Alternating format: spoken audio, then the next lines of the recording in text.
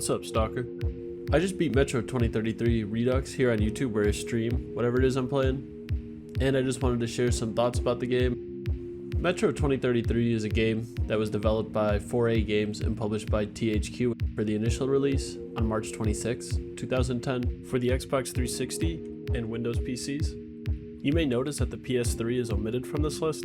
That's because during development, THQ decided not to focus on the PS3. They said it was a business decision, and my best guess is because of all the well-documented problems developers had developing for the PS3. It would then be re-released on August 26, 2014, this time being published by Deep Silver.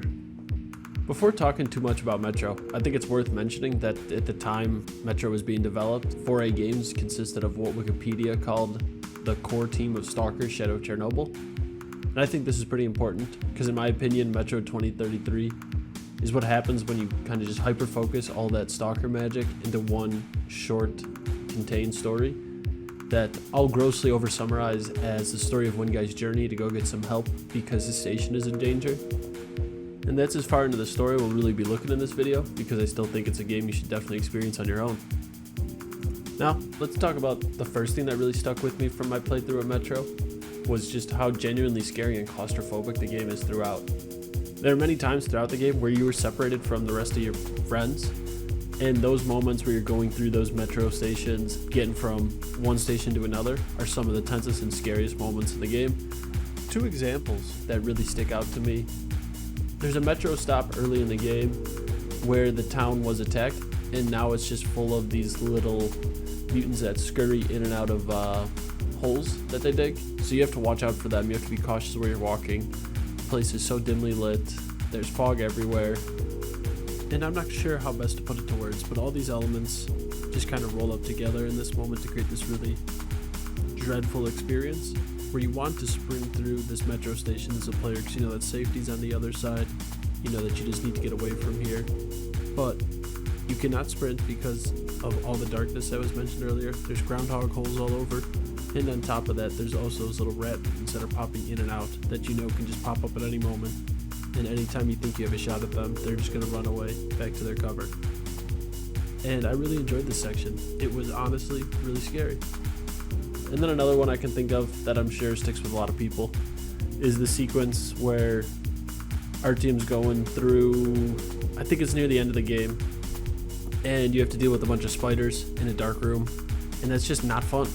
I don't know who would ever call that fun. I also thought Metro did a really good job it being a true horror first-person shooter game.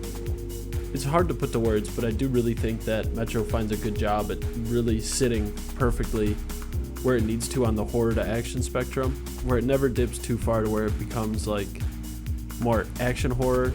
It never, I would say, leans too far into the horror that it's too much horror. You always feel like, okay, I have enough bullets to make it through this. I can't win every fight outright, but I can make some things happen. And that's just talking about horror, completely ignoring the entire environment and the world that you're in. Because that's another thing that really helps build on this horror FPS, how it really straddles that line, I think, is the world of Metro itself. Most of it is spent underground in these tunnels where houses and metro stations, everything is built just out of scrap metal. It seems like a world that is stuck in a slow decay. And then on top of it, in the brief moments where you do get to leave the metro and go outside to the surface, it's the middle of winter, there's mutants everywhere, it is completely uninhabitable. And on top of that, there's booby traps placed all around. The world of Metro is one that just wears you down as a player, in my opinion. It feels like the walls are always a little bit tighter every single time you pick up the game to play again, and I really enjoyed that. Now let's talk about something else that really stuck with me. I'm not really sure how to transition to it, so let's just jump right into it. What I was so excited to just jump right into was how immersive and visceral Metro is.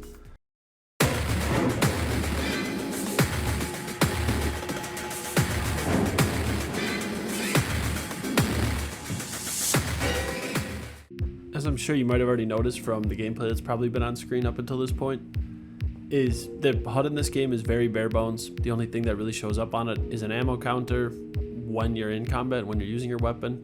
In order to check everything, there's a dedicated button to pull up your menu screen. just to get a stock of what you're doing. It's nice. I really like that. For me, it actually immerses me further because it feels like I'm stopping for a brief second, opening up my backpack, just looking in there to say, okay, where about am I at with everything? Going off the back of that, just checking your backpack for immersion's sake.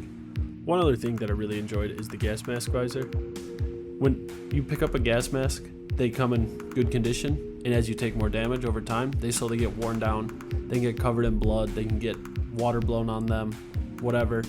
A bunch of different things can happen with them, and the gas mask seems to like react in just a good way to where it's just gonna sit there. It's not there to try and sell the illusion of, oh, there's blood on your face and it's just around like the perimeter. No, there's actually blood on your visor in this game, and there's a button dedicated just to wiping it off. Sometimes it's not worth it. You're in the heat of battle. You have a split-second decision to make. Should I try and wipe that and risk a little bit extra hipfire spread, or should I just keep sending it? And that is really cool.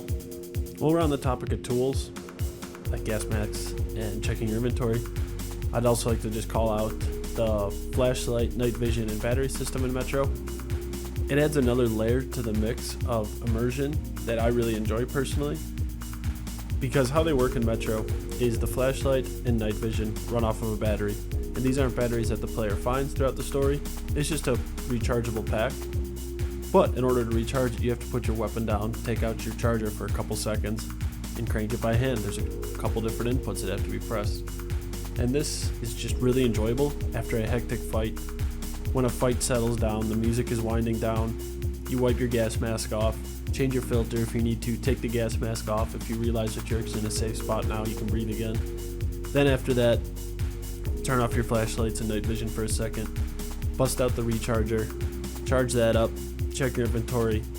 It just creates this really genuine, natural moment where the player is allowed to catch their breath and again take stock and take inventory of where everything's at, how much of every resource they have, and also just to catch your breath and let your heart rate calm down. And these types of moments in Metro and in Stalker and in other survival games are actually some of my favorite. Now that I've kind of talked about how immersive Stalker was, I'd like to just dive into something a little bit more visceral with it, and that is the gunplay. In a gross oversimplification of it, I think the gunplay and combat still really rule. And in my opinion, I think the only thing that has this game showing its age is just that there's no leaning. But that's something that is totally player to player dependent. That's just something I really like in games. But overall, I thought that the weapons, the gunplay, the fights were amazing. I thought the weapons were designed to act as tools rather than just weapons. Each gun finds a way to be really good at one thing, but kind of below average at everything else. I think that if they had spider charts, they'd probably look something like what's on screen right now. But all that being said, and all this kind of praise of the weapons and how this small cast really each fills out a different niche, I will say that the shotgun is 100% my crutch, because at close range it kills everything at one shot, and anything at medium to longer ranges you can spray down, hit with a couple of rounds of buckshot, and in the time when they're stuttered, close the gap or switch to a weapon that is more useful in that situation. In addition to just talking about the guns and how they affect gunplay, I also thought the AI was balanced very well. The mutants moved and reacted to bullets in a very believable way, and human AI logic was pretty good. They would look for cover, they would try to hunt down the player if you're hiding and trying to be stealthy. They'd chatter, they do all the things you'd expect. And this combined with the gunplay creates just really good combat encounters throughout Metro. So yeah, that's all I got on the combat. Now let's try and wrap this up and get you out of here. I know earlier I said I wouldn't talk much about the story, but there is one last thing I do want to talk about in Metro that is very much story related. So if you don't want the story spoiled in any way, shape, or form, and you want a totally blind experience, I just need to ask you, what are you doing clicking on this video? But now that we're past that, let's get into this last little thing I wanted to talk about, and that is the multiple endings in Metro. Going in to replaying this game, I completely forgot that they actually had multiple endings. And after replaying, I just went on Wikipedia just to reread about the game, see if there was anything I might have missed. And I think that without spoiling anything about it, I think that how Metro goes about doing the multiple endings is really cool. It's very much in the same vein of how Stalker has multiple endings, where they don't tell you any conditions for them what you're doing, how to progress towards them. You just play the game how you play it, and then your ending is the ending that you effectively earn throughout your time playing the game. And that's a really cool way to have multiple endings in a game, in my opinion.